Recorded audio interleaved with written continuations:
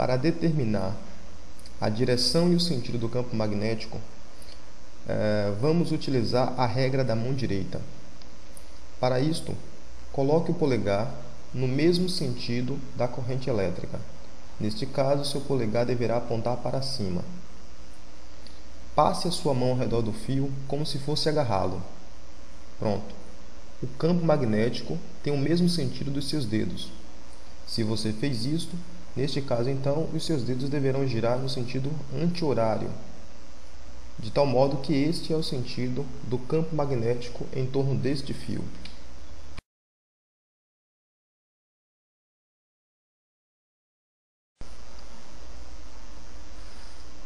Ao aproximar uma bússola de um condutor no qual passa uma corrente elétrica contínua, você observará que esta bússola tenderá a se alinhar com o campo magnético, formando sempre uma direção que é perpendicular ao fio no qual passa a corrente. Esta é uma prova de que todo condutor percorrido por uma corrente elétrica gera em torno dele um campo magnético.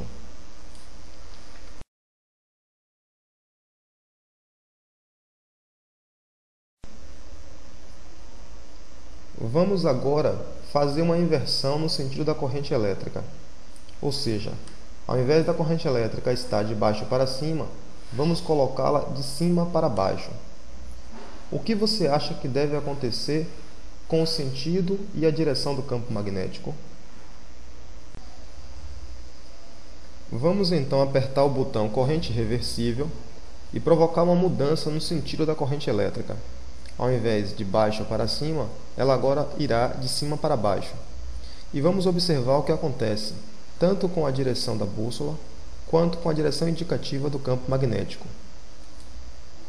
Observe então que a bússola mudou sua orientação e o campo magnético agora está girando no sentido horário.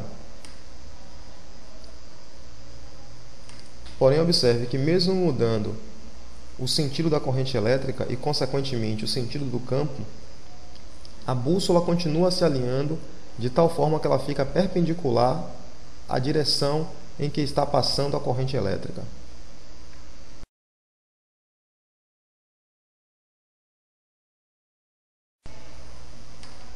Quando estamos analisando o sentido do campo magnético observado a partir de um plano, nós costumamos utilizar a regra da flecha, que é a seguinte: imagine uma flecha de tal modo que, se você observar a flecha que está saindo, você verá apenas o bico da flecha. No entanto, se você observar a flecha entrando, você verá o fundo da flecha. Então, este sinal estará indicando saindo, o campo magnético saindo, e este sinal estará indicando o campo magnético entrando. Sendo assim, deste lado nós temos um campo magnético saindo, como se a flecha estivesse saindo do plano da tela, e deste lado nós temos um campo magnético entrando, como se o campo magnético estivesse entrando na tela.